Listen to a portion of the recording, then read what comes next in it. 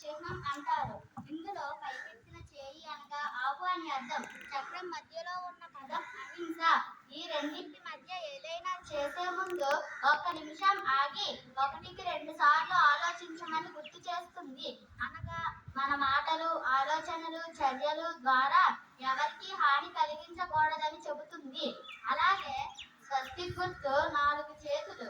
మనకు జనన మరణ చక్రాల సమయంలో 4 రకాల జీవుల్లో అనగా స్వర్గపు జీవులు, మానవులు, జంతువులు, నరకప్రాయమైన జీవులలో దేనిలోనైనా జన్మించవచ్చని తెలుపుతూ వీటి నుండి విముక్తి కావాలి అని చెబుతుంది. స్వస్తిక్ పైన 3 చుక్కలు జైన మతం యొక్క 3 ప్రధాన సూత్రాలు తెలియజేస్తాయి. అవి సరైన విశ్వాసం, సరైన జ్ఞానం, సరైన ప్రవర్తన మొదలైనవి. ఈ 3 నియమాలు పాటిస్తే విముక్తి లభిస్తుందని తెలుపుతున్నాయి.